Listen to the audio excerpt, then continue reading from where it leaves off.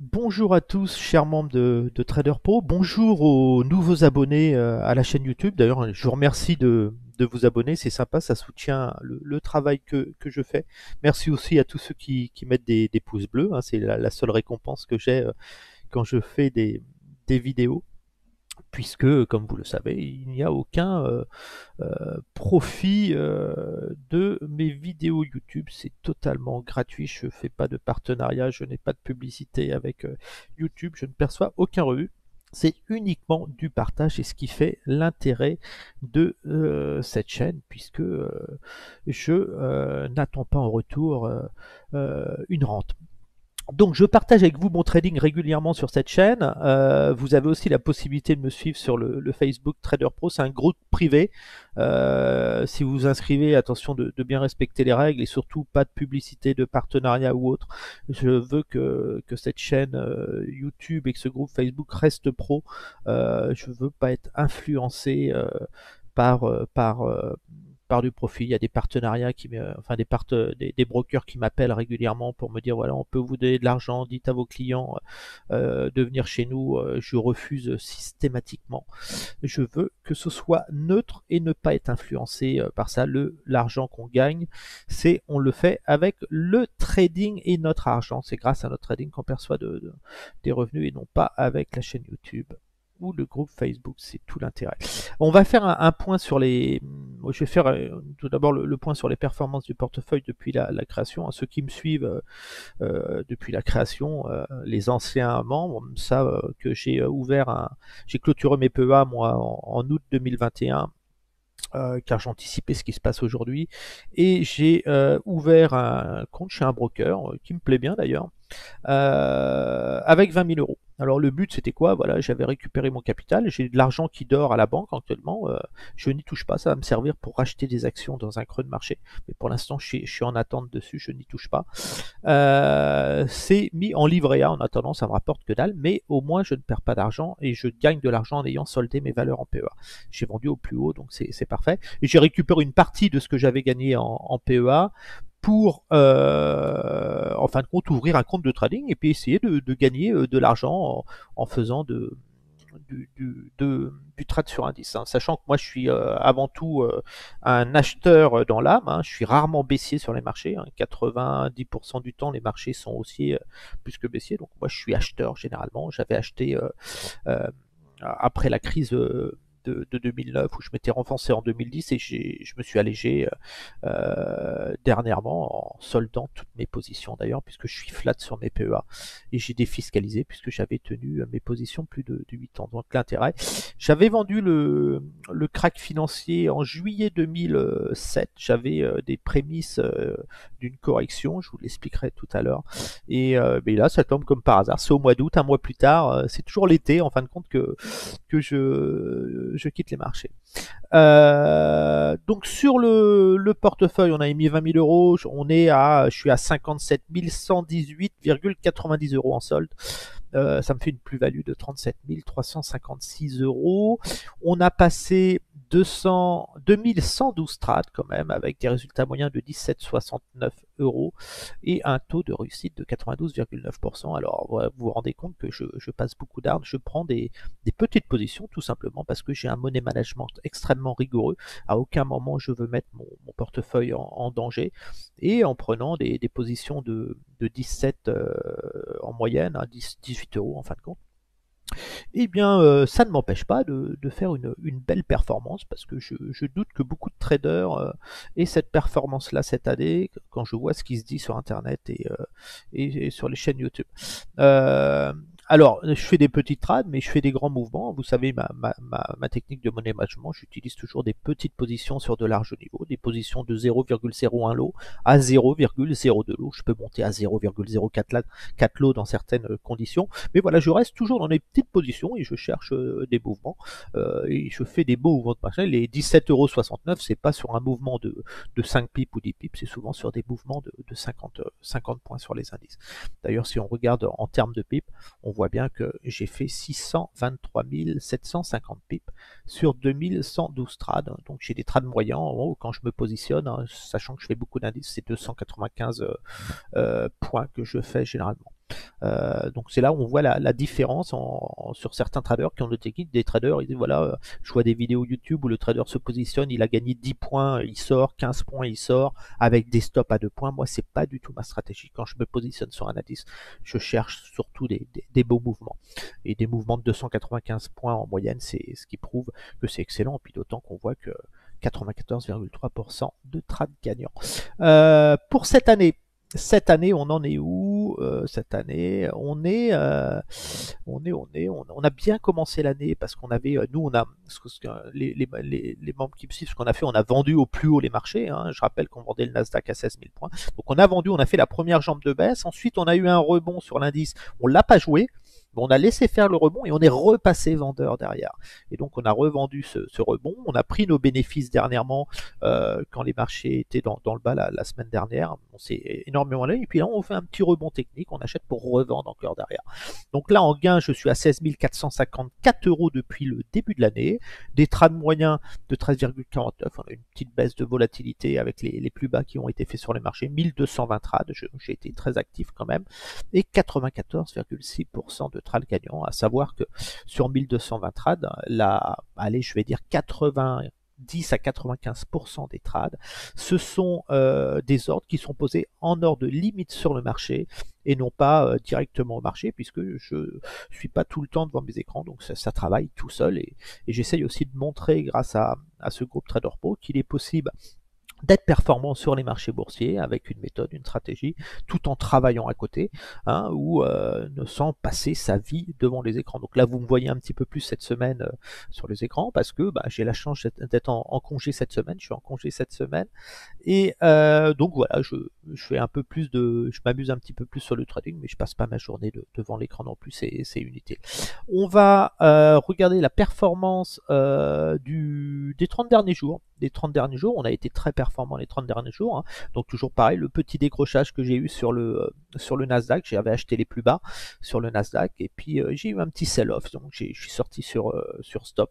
J'ai voulu être prudent, mais ça m'a pas empêché de conserver ma stratégie puis de revenir à l'achat derrière et de faire une très belle plus-value puisque j'ai effectué ces 30 derniers jours 350 trades et 1472 € de bénéfices et 94,9% de trades gagnants, ce qui prouve que même si en bourse vous avez un échec, il ne faut pas remettre en doute vos stratégies et votre façon de trader. Ici, c'est pas parce que j'ai mal tradé, c'est le marché, voilà, il a eu un excès de volatilité, il faut savoir se protéger, mais à aucun moment j'ai mis mon portefeuille en danger, puisqu'on voit que si on prend tous les mois que j'ai fait, je suis toujours positif tous les mois et je maintiens toujours un pourcentage de trades gagnants au-dessus de 90%.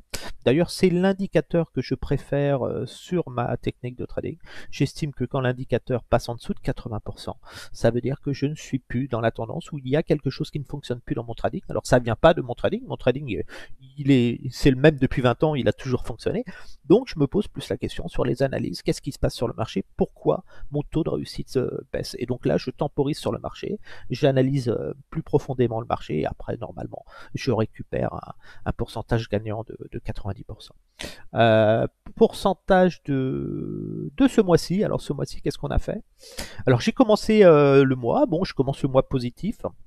J'ai fait 29 trades et avec des résultats moyens de 10,26 € par trade. C'est normal puisque la volatilité s'est calmée ces derniers jours. Ça fait 297 € pour le début du mois, donc je commence en positif, c'est très bien. En termes de PIB, j'ai fait 1593 PIB, donc c'est excellent. Alors il y en a qui vont me dire, oui, si vous aviez mis 1 € par point, vous auriez gagné. Non, on ne trade pas comme ça, pas du tout. C'est pas comme ça qu'on gagne en trading. Alors, pour gagner en trading, on peut gagner à la journée tout. Moi, ce qui m'intéresse, c'est de gagner sur le long terme et régulièrement. C'est pour ça qu'en faisant la chaîne Trader Pro, je veux vraiment montrer aux gens que c'est pas une question de chance.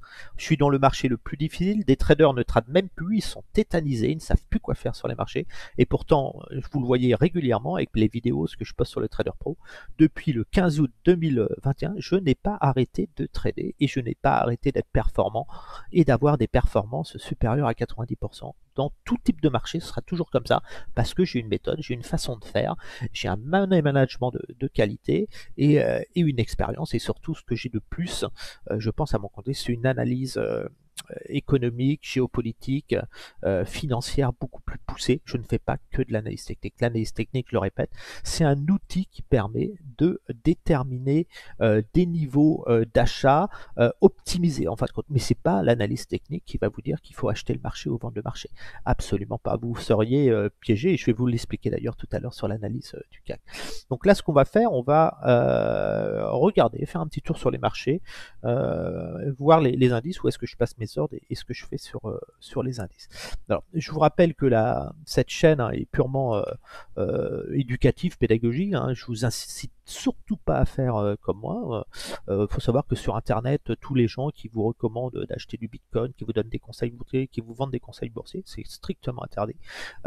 Pour être conseiller financier, il faut une autorisation, un diplôme en fin de compte, qui vous permet de donner du conseil aux gens. Donc attention à ça, exigez et surtout ne confiez jamais votre argent à quelqu'un. Il n'y a que les banques, en fin de compte, ou les vrais conseillers financiers qui peuvent passer des ordres avec votre argent. Il y a beaucoup d'arnaques où des gens déposent de l'argent sur des comptes Bitcoin et puis ils laissent les gens trader avec leur argent, et puis du jour au lendemain, vous vous rendez compte que vous êtes ruiné, que vous avez tout perdu.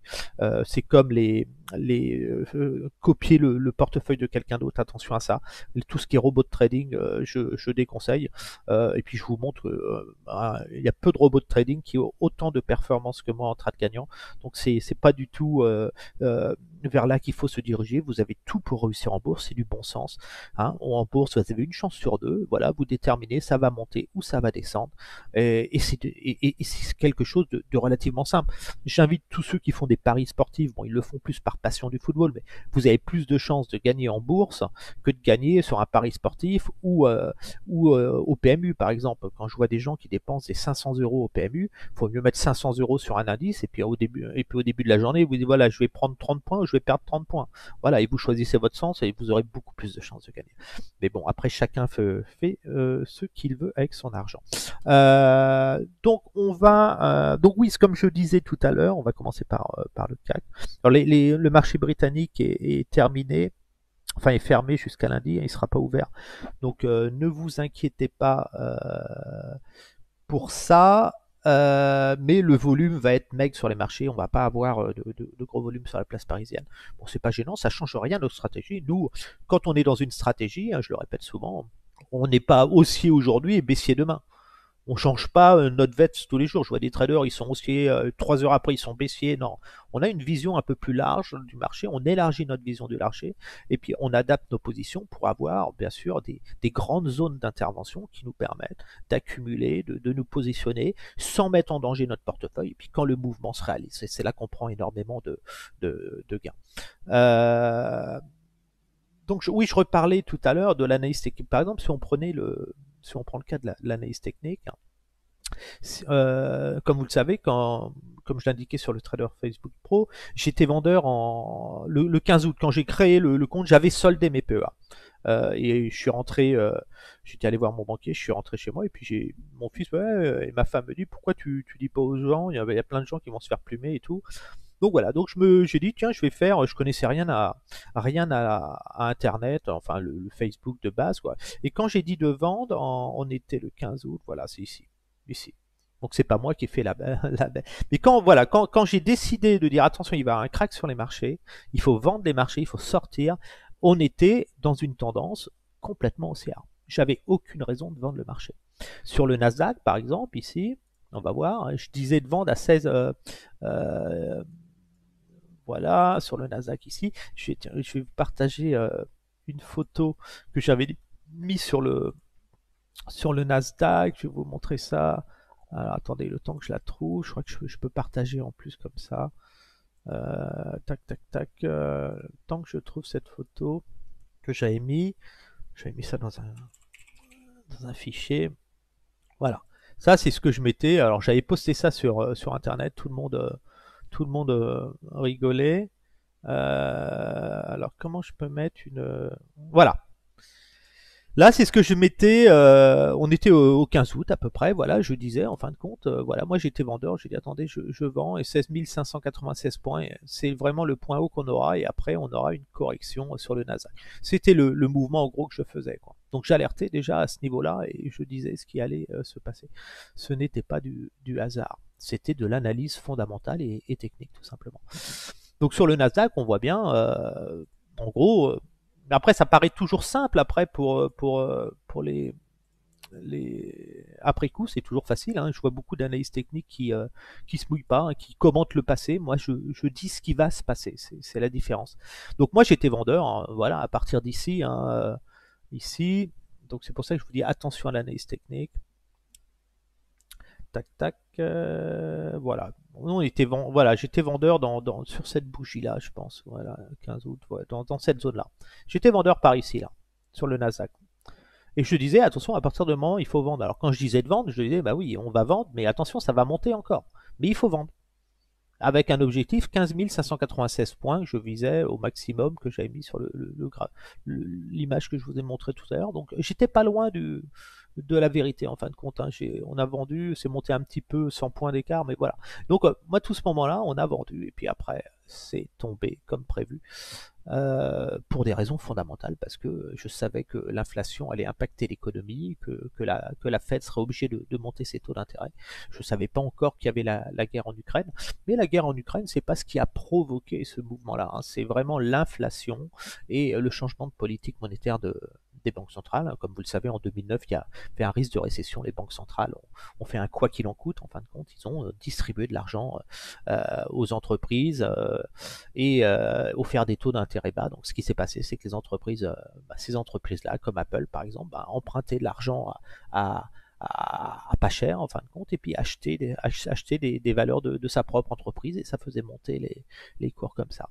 Et beaucoup d'entreprises ont fait ça. Bon, bref, ça a soutenu le marché en gros. Toute cette hausse, on peut dire que cette hausse est artificielle. Hein. Si on prend le Nasdaq en données en échelle logarithmique, par exemple, on voit bien qu'on est vraiment euh, on peut dire, voilà, on a vraiment cette droite de tendance ici, voilà. Là, on est en échelle logarithmique, et on pourrait dire, hop, copier. Voilà, on était vraiment, on voit que la pente était est excessive, quoi. Bon, cette droite, elle ne sert pas à grand chose en fin de compte, mais voilà, on sent qu'on s'est vraiment, il y a eu de l'excès, quoi. Donc on a cassé ce niveau-là. Donc moi je pense que voilà, on va revenir dans cette zone-là. C'est ma cible, c'est les 7000 points sur le Nasdaq, c'est un minimum avant de reprendre un mouvement de reprise plus serein. On va revenir sur le CAC 40. Alors CAC 40, paf. Donc CAC 40, on est dans un mouvement correctif, une amorce baissière. Le crack ne s'est pas encore produit, hein, même si on a eu une belle baisse sur le CAC 40. Hein. Le CAC 40, il a perdu 22%, donc 22, on commence à parler de crack, mais c'est pas du crack comme on avait connu en 2009. Hein. Je ne sais pas si j'ai les données 2009. Je vais revenir un peu plus loin, vous allez voir, c'était un petit peu plus violent. Voilà, là c'est le crack de 2009, ici, bon, on était au plus haut, là, c'était plus du tout la même chose, c'était 35% de baisse. Alors bien sûr, quand on a des mouvements baissiers, on est plus dans une amorce, et puis le crack Covid, donc 35%, le crack Covid, il était un peu moins, je crois, 40% quand même, le crack Covid, hein. 40%, c'était un beau crack et tout. Donc voilà, donc sur le CAC, il faut vraiment aller chercher une correction de ce type, on va dire 30 à 40%. J'estime, moi, qu'il va perdre 50% par rapport à, à la violence de la crise. Donc là, on est vraiment, on a fait une première jambe, la moitié. On va tomber après entre 35 et 40%. Voilà. Je pense que là, ça sert à rien d'ouvrir des PEA et d'investir long terme sur l'indice tant que vous n'êtes pas revenu dans cette zone-là, et vous allez y revenir dans cette zone, hein, c'est inévitable.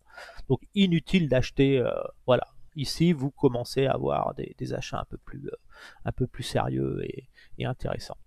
Voilà, voilà, on va enlever ça ici, paramètres. Ok. Donc voilà, donc le CAC, je suis plus dans une phase, voilà, on a eu une première amorce baissière, on a un rebond, on a un autre rebond, une tentative de reprise, hein, qu'on est en train de jouer. Par contre, on avait vendu cette zone-là, on n'a pas fait le rebond, mais on a vendu dans le haut et on a fait la baisse, on a pris des bénéfices, et là on est en train de jouer quand même des achats pour bien vendre en haut. Donc ici, voilà. Donc là, nous, on achète des rebonds techniques, hein. On a des, je vais vous montrer où je mets mes ordres sur le CAC. Alors le CAC, il a moins baissé que le Nasdaq, hein, tout simplement parce que l'euro s'est effondré. Il est passé de 1,18 à 1,03 rapidement ces derniers mois, donc bah, ça a freiné la baisse, puisque si l'euro baisse, bah, les valeurs s'ajustent. Ce qui n'a pas été le cas avec les valeurs US, où là le dollar s'est envolé et puis le marché a fortement baissé, bah, justement, puisque le dollar avait plus de valeur, bah, les actions ont baissé un petit peu plus longtemps. Donc, alors ma stratégie, moi, reste la même, hein. Quand vous faites du trading, peu importe, vous ne cherchez pas à acheter au point là. Comment vous voulez savoir que ça a monté d'un point où c'est extrêmement compliqué? Donc déjà, il faut avoir une vision plus long terme. Et puis déjà une cible. Alors déjà, sur le marché, vous devez vous dire une chose. Vous devez faire un choix. Vous êtes ici, vous allez aller plus là ou aller plus là dans les mois à venir. Ce choix, il doit être fait. Moi, personnellement, j'ai fait mon choix. Je vais plus là que là. Donc à partir de ce moment, je sais que même si je joue des achats, que si j'ai des ventes dans cette zone-là, c'est pour aller ici et gagner de l'argent dans les mois à venir. Et je pense qu'on va aller bien sûr plus bas après. On va être dans un mouvement de ce type-là. Donc ça, il faut. Alors ça va pas se faire en un mois. Je rappelle que les cracks, ça dure entre 12 et 36 mois. Donc il faut être patient. Hein, voilà, vous allez plus avoir un mouvement de ce type-là. Voilà. Donc il faut tenir ses positions. Sur ce mouvement-là, par exemple, quand ça a baissé, il faut savoir que 80% des traders ont fait que des achats. Il y a très peu de gens qui ont vendu. Et ils sont arrivés ici, ils ne se sont même pas rendus compte qu'il y a 6 mois de passé et que la bourse a perdu de 22%. Par contre, dès qu'elle bouge de 1% ou 1% à la hausse ou à la baisse, ça ils le savent, ils sont traumatisés. Par contre, ça, ils n'ont pas vu la baisse de 22%. Qui a réussi à faire ces 22% de baisse là? Peu de gens. Attention à ça, le marché donne l'illusion dans les marchés, quand ça baisse comme ça, il donne l'illusion parce qu'à chaque coup il baisse, il remonte, il baisse, il remonte. Il n'arrête pas de faire ça, il donne l'illusion. Et un peu comme là, il va donner l'illusion d'être haussier. Donc moi je pense qu'on va quand même s'accrocher à la hausse à court terme parce qu'on a eu une belle baisse. On est dans une figure en drapeau ici. Hein. Donc ici, on va vraiment. Hop là, j'ai loupé mon copier. Voilà. On va faire un mouvement et puis à un moment, on va retomber à 5500 points. Donc, on peut noter une zone de vente intéressante. Hein. Alors, on ne cherche pas à vendre au point près, on vend des zones avec des positions, des petites positions sur de larges niveaux. Allez, je dirais que la belle zone de vente sur le CAC, elle se situe ici. Là. Ça, c'est une très belle zone de vente. Ici. Très belle zone de vente. Et la zone d'achat technique, on va zoomer un peu. Alors, si on passe en 4 heures, voilà. Voilà. Donc là, vous êtes dans une phase de rebond technique. Donc moi, j'achète le retracement. Ici, j'ai un retracement et puis j'achète les replis ici, tout simplement. Parce que je joue un rebond technique ici. Hop là, qu'est-ce qu'il me fait, lui? Je joue un rebond technique. Voilà. Ici. Voilà, je joue un rebond technique. Là, on voit bien une belle zone de vente ici qui sera à vendre ici, là. Cette zone-là. Ça, c'est une belle zone de short.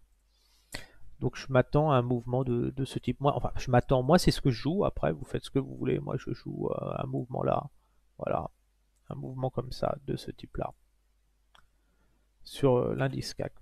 À savoir que je joue ce mouvement, j'achète ici, même si ça tombait là, je continuerai à jouer ce mouvement-là. Il faudrait vraiment qu'on casse les 6100 points pour que j'annule ma stratégie, qu'on fasse un plus bas, parce que tout simplement, on n'a pas fait il faudrait casser ce plus bas là. Là, on a un plus bas là qui est le plus bas est plus haut et ainsi de suite. Donc je cherche vraiment, c'est ma cible pour l'instant.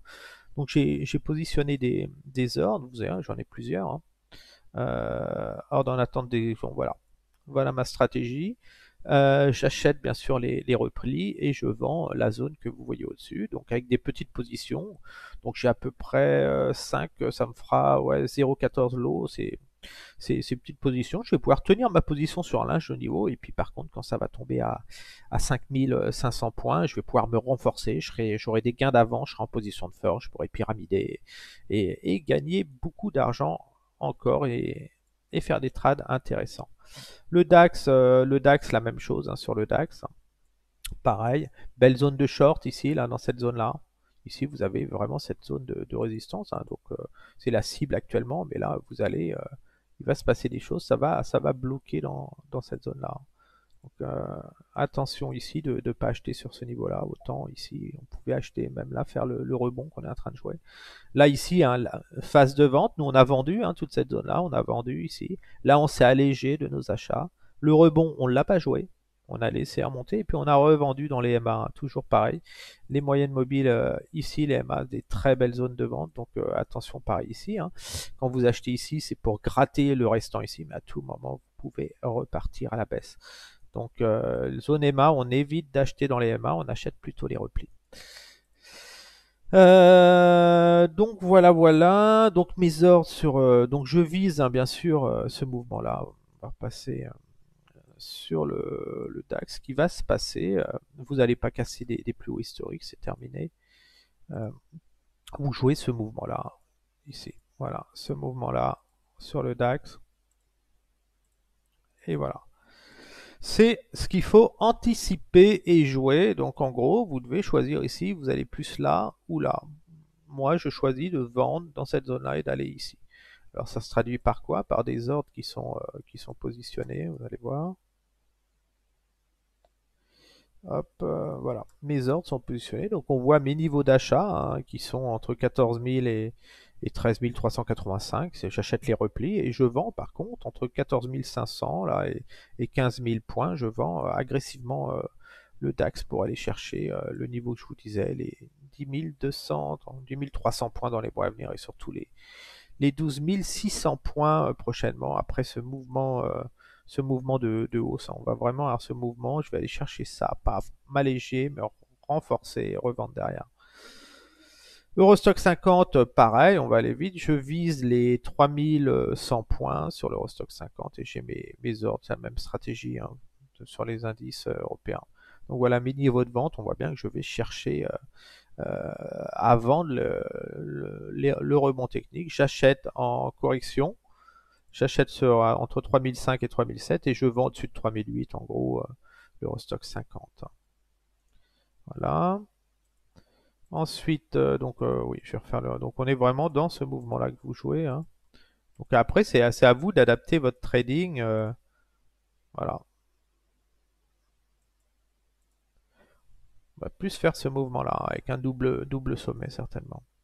Adapter votre trading. Pour jouer mes stratégies, vous ne pouvez pas rentrer avec un lot ou deux lots ou 10 lots. C'est impossible. Vous rentrez avec des petites positions sur de larges niveaux.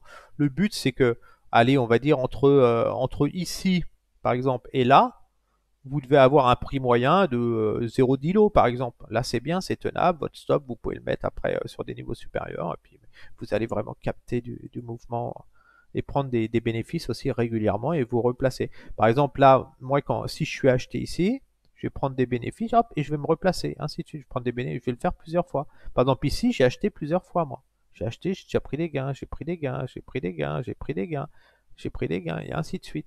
C'est pour ça que je fais énormément de petits trades comme ça et je me replace. Donc là, on est vraiment dans de la contre-tendance. Hein. La tendance est baissière. Hein. Je pense que c'est clair pour tout le monde. Hein. Là, on a un plus bas ici. Et là, vous avez un plus bas. Le plus bas là est plus bas. Donc on est baissier.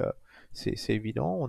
Vous avez un gros signal de vente ici sur les mêmes. La tendance est baissière ici. On a cassé une tendance haussière. On a eu une bulle sur les marchés financiers. On n'a plus le soutien des banques centrales.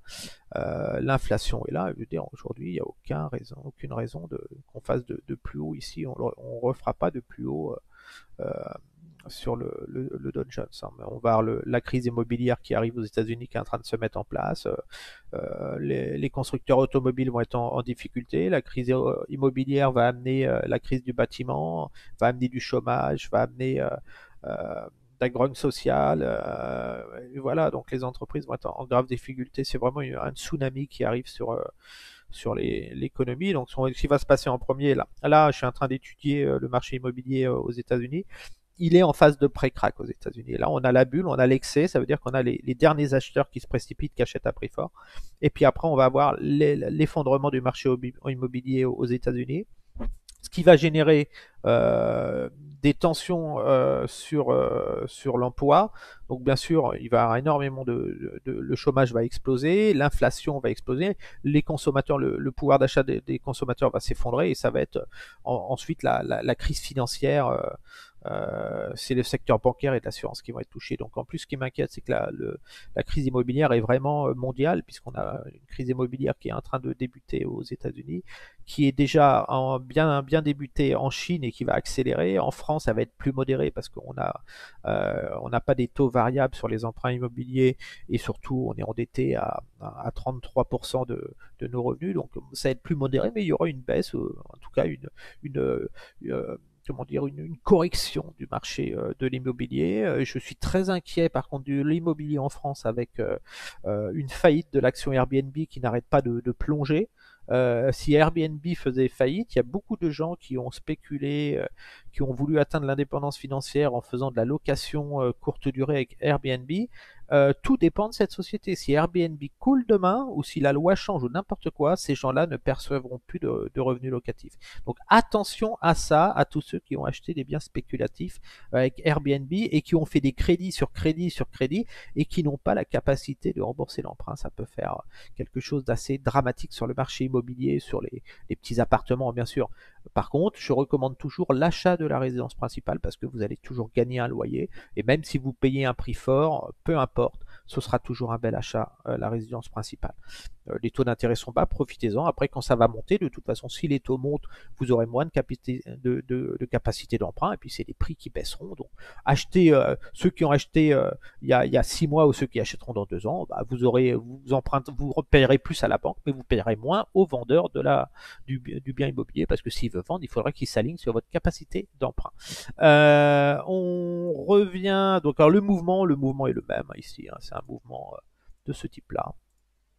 Ici, on vient chercher cette zone-là pour aller chercher ensuite les 28 300 points. Donc ici, très belle zone de vente hein, sur le Dow Jones. Toute cette zone-là, c'est la zone idéale. Donc j'achète les replis là pour aller chercher cette zone-là. Mais même si on montait furtivement, je ne prendrais pas des pertes ici, puisque ce sera un excès. On est vraiment dans ces zones. Ici, on peut dire que la belle zone de vente, elle est là. Tout ça, c'est une zone de short, parce que si vous regardez sur le long terme ici, allez voir, voilà, on va nettoyer un peu le graphique. Vous vendez là, on achète là, on vend là. Hein, on ne fait pas l'inverse. Là, vous êtes ici. Hein. L'équivalent de ça, c'est la zone là. Vous êtes dans cette zone là. On achète là. On achète là. On n'achète pas là. On achète plus bas, nous. Hein. Nous, sur le Dow Jones, ma zone d'achat, moi, sur le Dow, je l'avais déjà dit. Je vais passer en échelle logarithmique déjà. Je vais vous montrer mes ordres après où je les ai positionnés. Ah, c'est pas ça que je voulais. C'est pas ça que je voulais. Voilà. Échelle logarithmique, voilà. Là, vous passez sur une échelle logarithmique parce que ça vous permet d'avoir des vraies droites de tendance.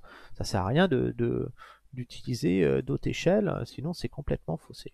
Donc voilà, la dynamique haussière du dos, elle est à peu près comme ça. Ça veut dire que ici, on voit bien que si on devait, on va repasser maintenant que notre droite est mise, la zone d'achat idéale enfin où vous pouvez acheter le dos sereinement, c'est plus dans ce niveau-là, vous voyez, plus un mouvement correctif comme ça. On n'achète pas sur ces niveaux-là. À un moment, il y aura on aura des indicateurs d'achat, mais ces indicateurs d'achat seront fondamentaux en fin de compte. Ce sera un PIB qui augmentera. Là, on a vu sur des statistiques dernièrement. Je regardais par exemple sur le calendrier là. Ici, hier, on avait voilà l'ISM de l'emploi manufacturier en mai. il est à 49,6, il est passé sous les 50, et puis si vous regardez, quand il passe sous les 50, une augmentation de l'activité, c'est au-dessus de 1, la lecture en dessous de cette valeur indique une détérioration de la situation. Donc c'est publié une fois par an, donc ça se détériore et on va avoir ce mouvement baissier ici. Donc attention à ça. Sur l'emploi, l'emploi n'a jamais été aussi bas aux États-Unis, c'est cyclique, hein, il va avoir, et puis attention, n'oubliez pas qu'aux États-Unis, il y a beaucoup de gens qui ne se sont pas déclarés au chômage, et c'est toujours le problème avec les États-Unis, c'est que les chiffres sont un petit peu faux. Donc le Dow Jones. Bon, déjà minimum, hein, c'est moi je vise les 18 800 points sur le Dow Jones hein, dans les mois à venir. Minimum, si je dois acheter, ce sera en dessous de ce niveau-là, mais certainement pas sur ces niveaux-là. Je reste vendeur et les rebonds techniques. Je joue un rebond technique hein, actuellement là.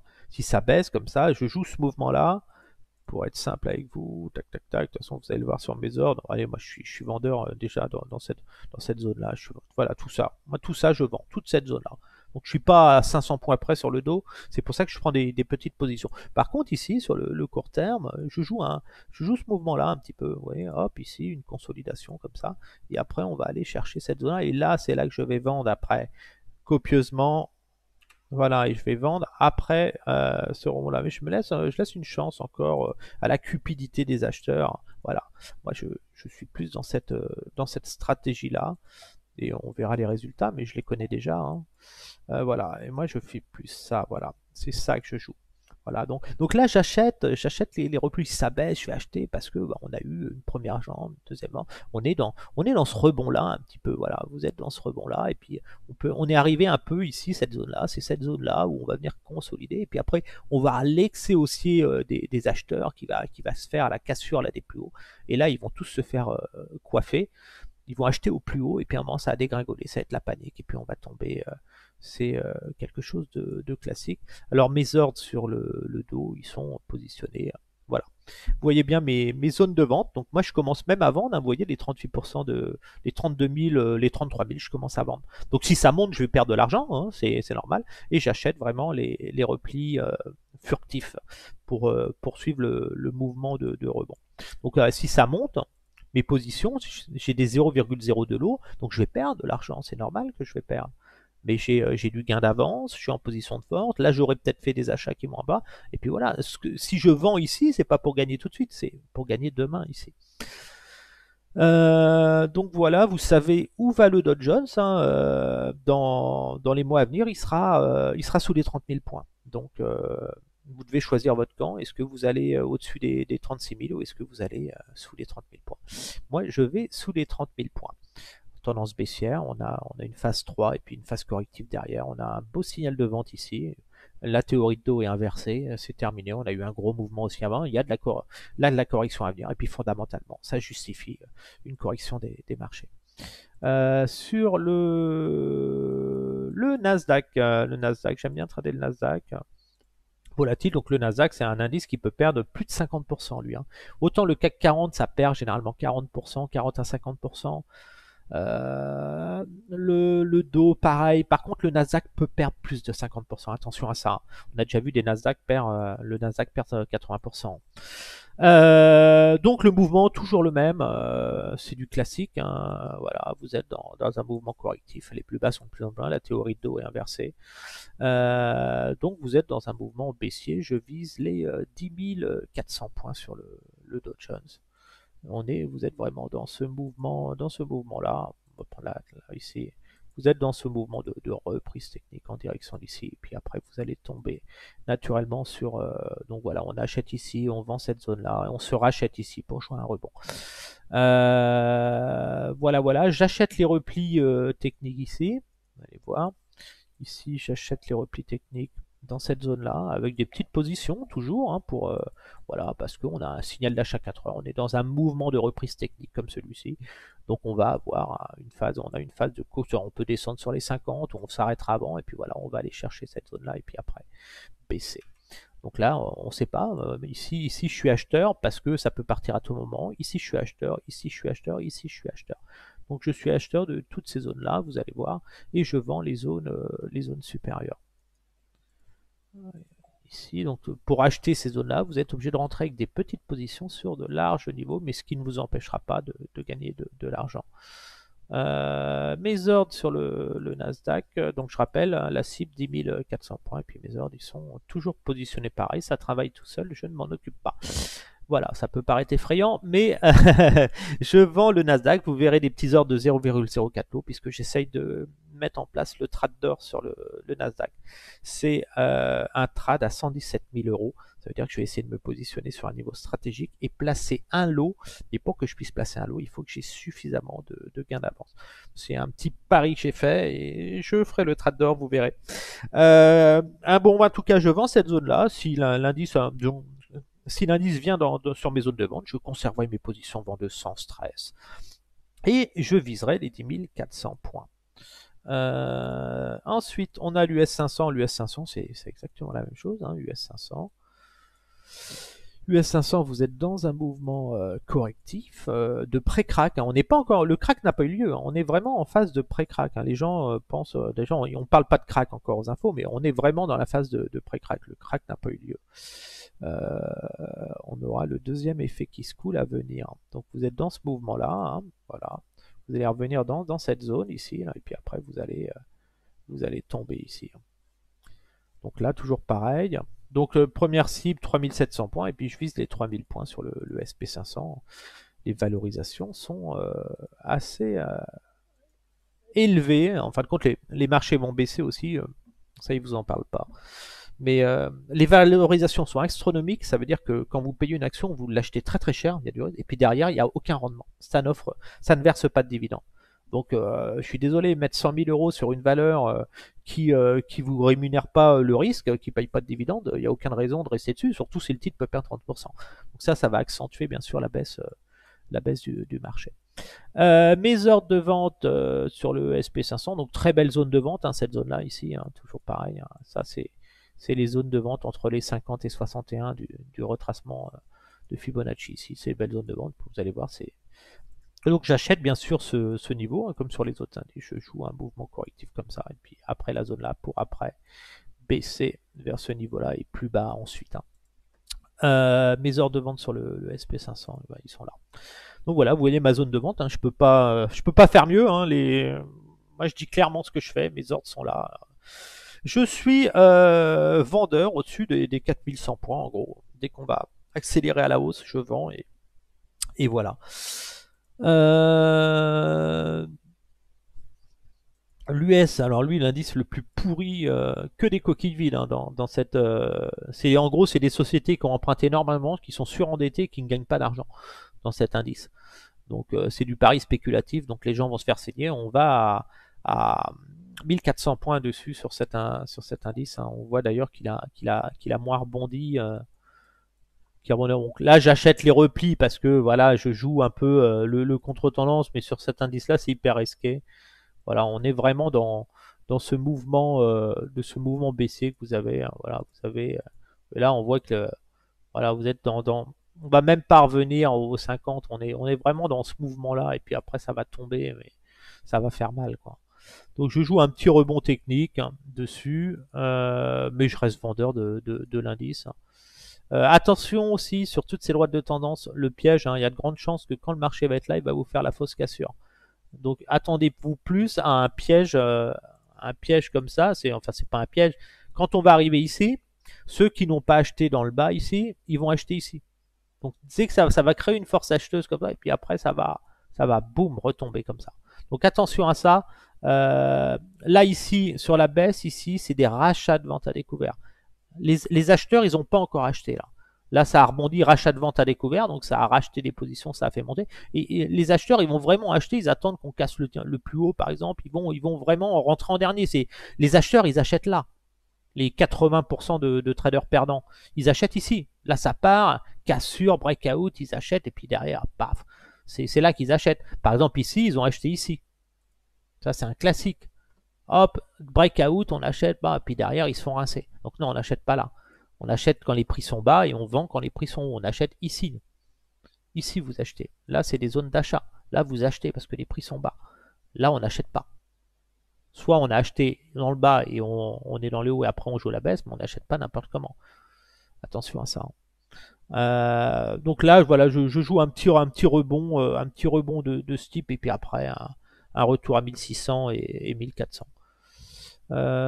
J'ai des ordres dessus aussi. Voilà, c'est spéculatif celui-là. Mais jouer la vente dessus, hein, je suis agressif moi à la vente parce que bah, bien sûr c'est un indice de merde qui va s'effondrer avec des valeurs de merde. Donc qu'est-ce que je fais sur un indice de merde? Eh ben je le vends fortement pour aller chercher les 1400 points. Voilà, j'ai fait le tour des indices. Vous savez ce que je fais. On va aller voir le Nasdaq en plus court terme. Ben, le Nasdaq, on voit typiquement. Moi, je suis à l'achat sur le Nasdaq. Hein, je vous l'ai dit. Hein, j'achète les. Je fais le mouvement là. Je vais vous montrer. Voilà. Moi, je suis dans un mouvement de ce type. Hein. C'est ce que je joue actuellement. Voilà. Je joue ce mouvement là. Donc peut-être ici. Voilà. Je joue ce mouvement là mais je m'autorise des ordres pour pas louper. Donc j'ai des ordres d'achat moi ici. Voilà, je joue ce move. Donc j'achète ici, j'achète ici, j'achète ici et j'achète ici. Je n'achète pas sous les 61,8 parce que je vise là. Ma cible c'est là. Peu importe si on va là, si on va là, si on va là, si on va là, je vais ici.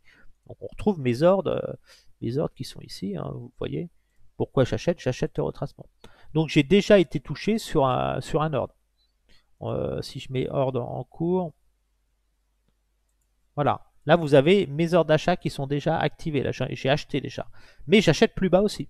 Attention à ça, hein. Vous ne faites pas piéger. C'est parce que l'indice baisse qu'on vend ou qu'on n'achète pas. Tu vois, là, ça baisse, j'achète ici. Hein. Bon, pour moi, on va certainement bloquer dans cette zone-là et là. Mais il faut déjà commencer à acheter là parce que si vous achetez pas là et que ça ne va pas là, vous n'allez pas profiter du mouvement là. Par contre, ici, au-dessus des 13 500, on arrête d'acheter. Vous vous souvenez, quand on était ici, il y a 2 semaines, je vous disais, j'achète le plus bas du Nasdaq, parce que je visais les 12 008 et 13 003 à l'époque, je veux dire. Voilà. Donc là, on est vraiment dans un mouvement on fait un rebond comme ça. Hein. Donc,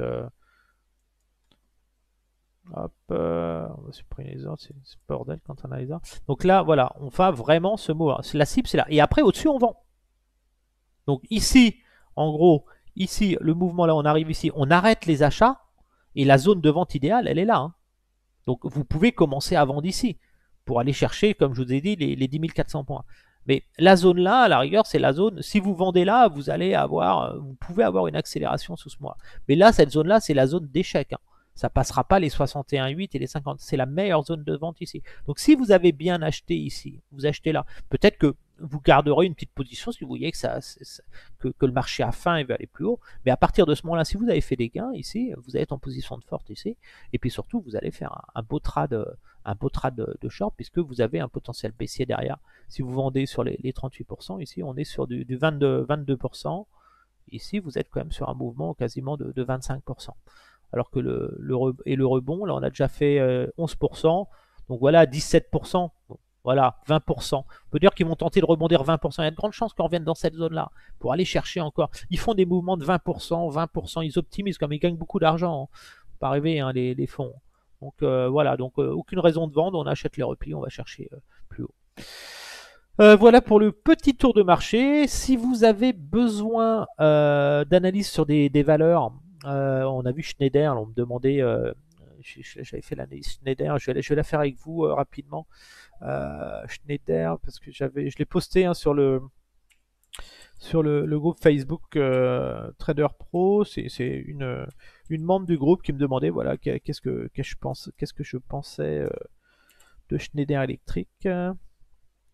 Où est-ce que je le fais hein ouais, Schneider Electric. Merde. Fatigué. Moi. Donc Schneider Electric. Donc je vais vous faire l'analyse vite fait que je lui ai fait ce que je pense de Schneider. Voilà.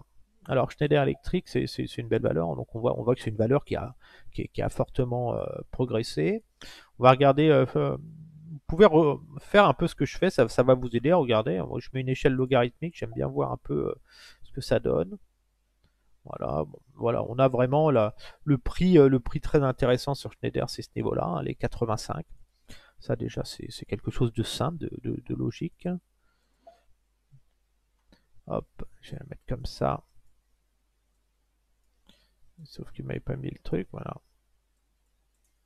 Voilà, j'aime bien travailler comme ça.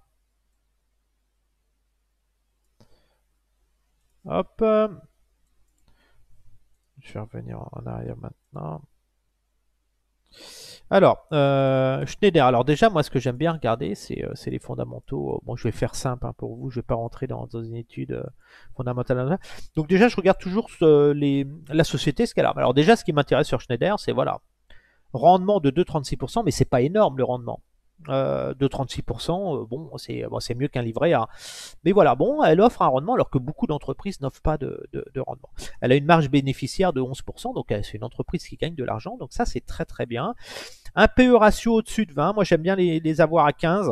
Donc là, elle est encore chère, la valeur, mais elle a des bons fondamentaux. Il y a des valeurs qui sont beaucoup plus chères en PE ratio et qui n'offrent pas de rendement, qui ont aucune marge bénéficiaire et un taux d'endettement énorme. Le taux d'endettement est relativement faible, donc cette entreprise, est une belle entreprise, elle va pas avoir de coût sur sa dette en fin de compte, sur ce financement. Elle peut se financer facilement.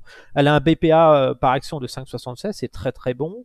Et puis un bêta, c'est une action qui est peu volatile, hein, puisqu'on voit que quand l'indice perd 1% ou gagne 1%, elle gagne 0,81% en moyenne. Donc c'est une belle valeur, grosse capitalisation, mais ça n'empêche que c'est une belle valeur que j'ai pas envie d'acheter sur ce niveau-là et que j'ai envie d'acheter sur repli, bien évidemment. Surtout, je sais que le marché est en phase de pré-crack. Donc, je vais passer en hebdomadaire. En hebdomadaire, alors ce qui m'intéresse toujours, pensez à mettre ça aussi toujours. Ça, c'est un réflexe. Vous prenez un retracement, vous prenez le cours le plus bas qu'il y a jamais eu sur historique sur la valeur. Voilà. Et là, vous avez vos niveaux. Ou si vous achetez sur ces niveaux-là, vous perdrez pas d'argent. C'est pas possible. Si vous achetez sur ces niveaux-là, vous allez gagner un moment. Alors, vous allez peut-être perdre furtivement, mais à un moment, vous allez être gagnant. C'est mathématique. Voilà. Donc ici, là, on voit que le plus haut là est moins haut que celui-là. On est dans une tendance baissière. On a un double creux sur la valeur. Donc là, on est en phase de correction hein, sur cette valeur, ce qui est justifié. Hein. On va certainement aller chercher les 117. Les 117. Alors, ici, on a déjà quelque chose de simple. Donc, on sait qu'on est sur une valeur excellente, de très belle qualité, qui mériterait de monter si on n'était pas dans une situation économique et financière difficile dans le monde. Donc ici, on a voilà. Ici, voilà, on a vraiment cette valeur. Alors, moi déjà, je serais acheteur sur la valeur, ce que j'ai dit aux membres de Trader Pro. La zone d'achat sur cette valeur, elle est là. Hein. Vous ne posez pas de questions. Ici, vous achetez à un prix correct, de qualité. Là, vous achetez à un prix correct. Moi, si je devais imaginer le marché a fortement baissé, je m'attends à une reprise du marché, c'est une valeur que j'achèterais aller sur les 100 euros et les 80 euros. Je mettrais 25% ici, 25% là. Une fois que l'action est repartie, je renforcerai sur un beau signal d'achat. Mais c'est, voilà, à 100 euros, ça s'achète, à 80 euros, ça s'achète pour jouer des rebonds. Comme à 38, ici, ça s'achète pour jouer un rebond technique. Donc là, on est en phase de correction. Le titre va faire ce mouvement-là. Hein, ici, voilà, on est dans un mouvement de ce type. Hein. Voilà, normalement, plus dans ce type-là. Et puis après, on va descendre comme ça. Donc ce qui nous intéresse, c'est quelle est la zone de vente sur cette valeur, où est-ce qu'il faut sortir ou s'alléger, quoi. Sachant que là, on n'est pas pressé de vendre, comme on joue un petit rebond sur le marché, il y a de grandes chances que cette valeur... bon, alors moi, j'aime bien toujours pareil, hein, je prends mes retracements sur le dernier plus haut, dernier plus bas. Voilà, donc déjà, ici sur le court terme, vous avez le niveau qu'il ne faut plus casser, les 120. Donc ici, j'aurais tendance à acheter les replis dans la consolidation pour aller chercher une poussée vers ce niveau-là, les 140. Par contre, ici, je recommande clairement dans cette zone-là de solder, de récupérer son capital ici parce que vous avez un risque correct. Cette zone-là, toute cette zone-là, il faut plus posséder l'action. Ça veut dire que là, vous avez eu la baisse, vous avez le rebond, il y en a beaucoup qui sont sortis. Donc, quand vous allez vous rapprocher d'ici, vous risquez d'avoir ce mouvement correctif, la cassure des 117 à un moment et un retour à 100. Donc, vous êtes sur un mouvement de reprise technique comme cela. Ici, vous faites un rebond technique ici dans cette zone. Peut-être vous aurez peut-être poussé comme ça, mais après, vous allez rebaisser comme ça. Donc attention à ça. Il y aura un achat à faire ici sur les 100 spéculatifs pour jouer un pullback technique. Mais pour l'instant, on n'achète pas la valeur. Donc on profite du rebond là pour sortir à meilleur prix. On peut garder ses bénéfices investis sur PEA. Hein, et récupérer son capital pour se positionner sur des niveaux plus bas. Voilà, un beau mouvement. Donc là, on voit bien qu'on n'achète pas cette zone-là ici. Cette zone ici, là, elle est très risquée. Hein.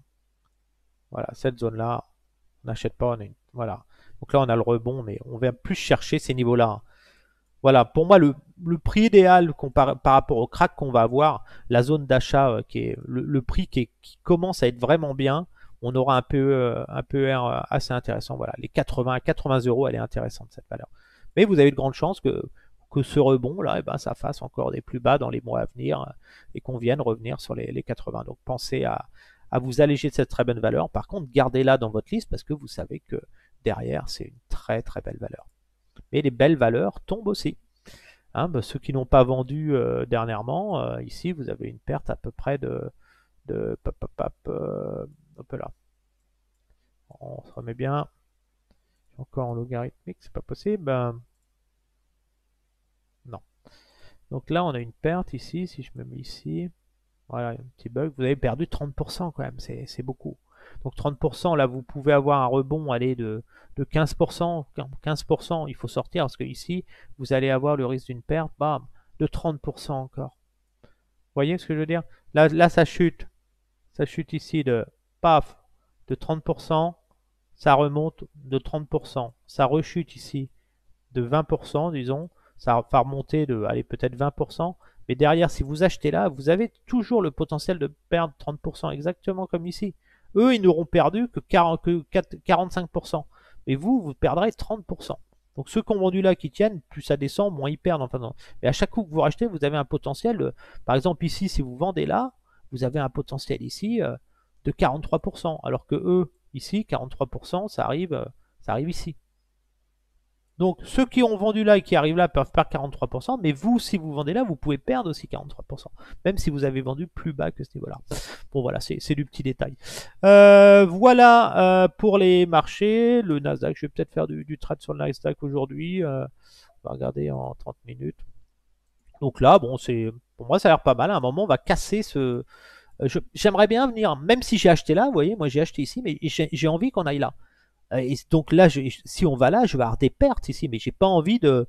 C'est pas pour les pertes, elles sont normales. Je peux pas capter des beaux mouvements du marché sans prendre de risque. Mais le risque est maîtrisé. Donc là, j'ai un ordre qui est touché, donc je suis en gain. Je vais pas prendre mes gains tout de suite. Mais si ça baisse, c'est pas inquiétant. Je sais que cette position-là, c'est pour la vendre plus haut. Donc gardez ça à l'esprit. Sur ce, je vous souhaite une agréable journée. N'hésitez pas à vous abonner à la chaîne pour avoir les nouvelles vidéos, à mettre un petit pouce bleu, à mettre des commentaires aussi et à communiquer avec nous. Et puis c'est bienvenue sur le Facebook Trader Pro autrement. Sur ce, je vous souhaite une agréable journée. Au revoir à tous.